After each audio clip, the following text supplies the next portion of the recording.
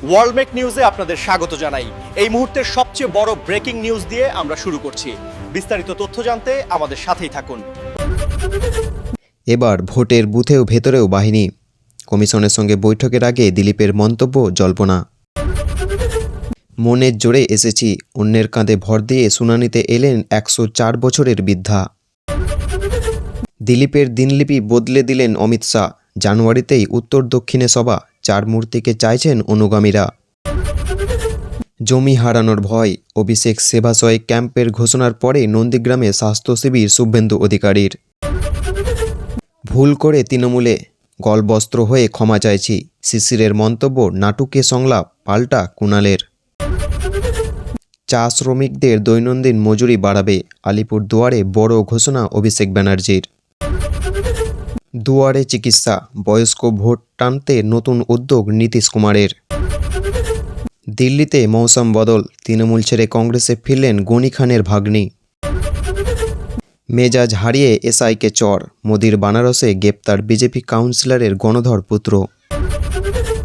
হিন্দুদের জয়, শাহরুখ খানের কেকেআর থেকে মুস্তাফিজুরকে বাদ দেওয়া পড়াতেই উচ্ছ্বাসিত বিজেপি।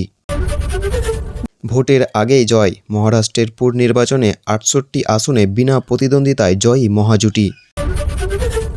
বাংলাদেশ মডেলে আন্দোলন চায়, মোদিকে হঠাতে বিস্ফোরক বিজেপির প্রাক্তন জোটসঙ্গী, ভাইরাল ভিডিও।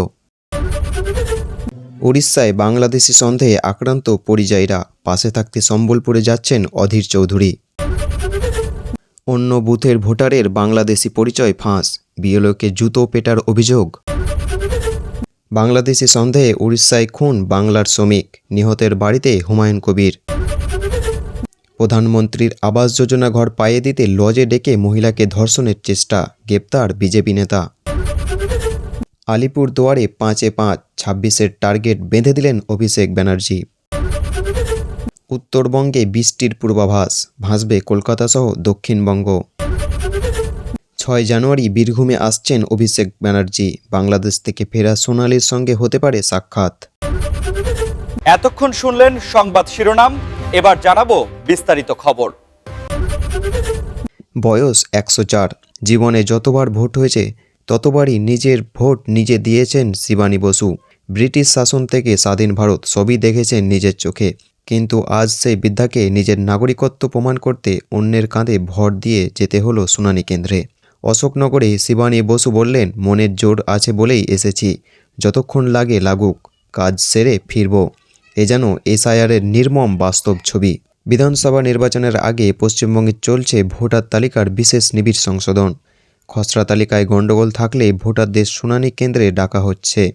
নিয়ম অনুযায়ী 80 বছরের ঊর্ধ্বে মানুষদের ক্ষেত্রে আধিকারিকদের বাড়িতে গিয়ে শুনানি নেওয়ার কথা, কিন্তু বাস্তবে তার ব্যতিক্রম দেখা গেল। অশোকনগর কল্যাণকর পুরসভায় 8 নম্বর ওয়ার্ডের বাসিন্দা শিবানী বসু, নাম 2002 সালে ভোটার তালিকায় না থাকায় তাকে সশরীরে শুনানিতে আসতে বাধ্য করা হয়। বয়সের ভারে নুয়ে পড়া শরীর, তবু গণতান্ত্রিক অধিকার রক্ষায় সমস্ত কষ্ট মুখ বুজে সহ্য করলেন তিনি। অভিষেক বন্দ্যোপাধ্যায়ের সেবাশ্রয় ক্যাম্পের ঘোষণা হতেই নন্দীগ্রামে তৎপর হল বিজেপি, তবে বিজেপির ব্যানারে নয়, মহাপ্রভু সেবা সমিতির উদ্যোগে স্বাস্থ্য শিবিরের আয়োজন করা হলো। এই কর্মসূচিতে উপস্থিত ছিলেন নন্দীগ্রামের বিধায়ক শুভেন্দু অধিকারী। নন্দীগ্রামে দাউদপুরে মহাপ্রভু উৎসব উপলক্ষে আয়োজিত এই শিবির চিকিৎসা পরিষেবা ও ওষুধ বিতরণ করা হয়, পাশাপাশি ভোগ বিতরণও হয়।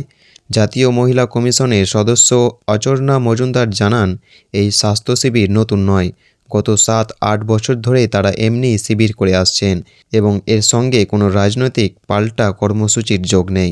উল্লেখ্য, আগামী 15 জানুয়ারি নন্দীগ্রামে 1 ও 2 ব্লকে 2টি সেবাশ্রয় ক্যাম্প করার কথা ঘোষণা করেছিলেন তৃণমূল সাংসদ অভিষেক বন্দ্যোপাধ্যায়। তার আগেই এই সেবাদান কর্মসূচি হওয়ায় রাজনৈতিক মহলে পাল্টা জল্পনা শুরু হয়েছে। যদিও শুভেন্দু অধিকারীর দাবি, নন্দীগ্রামের মানুষ জানে কে আগে থেকে তাদের পাশে আছে। অচর্ণা মজুমদার বলেন, আমরা সরকারি সাহায্য ছাড়াই নিজের উদ্যোগেই মানুষের পাশে দাঁড়াই, কেউ যদি এটা নকল করে তাহলে আমাদের কিছু বলার নেই। 26-এর আগে ফের একজোট হয়ে কংগ্রেসের ঝান্ডা ধরল মালদহের কোয়াতলি পরিবার। তৃণমূল ছেড়ে কংগ্রেসে ফিরলেন রাজ্যসভার সাংসদ মৌসম বেনজির নূর। দিন তিনেক আগেই তৃণমূলের তরফে মালদহের 4 বিধানসভা কেন্দ্রের কোঅর্ডিনেটর করা হয়েছিল তাকে, তবে এবার তিনি ফিরলেন পুরনো দলেই। শনিবার দিল্লি কংগ্রেস দপ্তর গিয়ে যোগদান পর্ব সম্পূর্ণ করেছেন মৌসম।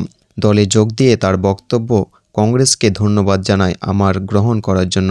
আমরা কংগ্রেস পরিবার, কয়েক বছর তৃণমূলে ছিলাম, অনেক সুযোগ দিয়েছে কাজ করার। মমতাদিকে পদত্যাগ পাঠিয়ে দিয়েছি, সোমবার রাজ্যসভায় ইস্তফা দেব। পরিবারগতভাবে ঠিক করেছি একসঙ্গে কাজ করব, যেভাবে দায়িত্ব দেবে সেভাবেই করব। তবে কেন এই দল ত্যাগ? তৃণমূল কি মোহভঙ্গ? মৌসম বলেছে, মোহভঙ্গের ব্যাপার নেই, এটা পরিবারের সিদ্ধান্ত। 2009 সালে কংগ্রেসের প্রতীক মালদহ উত্তরে জয়লাভ করেছিলেন গুণী ভাগ্নির মৌসম বেজনি নূর। 2014 সালেও হাতে প্রতীক সংসদ নির্বাচিত হন মৌসম, কিন্তু 19-এর লোকসভা নির্বাচনে ঘটে যায় অঘটন।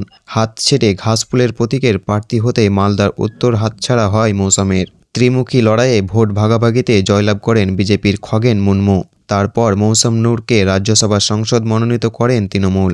2024-এ তাকে আর প্রার্থী করা হয়নি, এমনকি 21-এর বিধানসভাতেও তাকে প্রার্থী হওয়া নিয়ে জল্পনা থাকলেও তাকে টিকিট দেওয়া হয়নি। মৌসম আবার নিজের পুরনো দলেই ফিরল, যদিও তার যোগদানে আদৌ দলের বিশেষ উপকার হবে কিনা তা নিয়ে সংশয় রয়েছে দলের অন্দরে।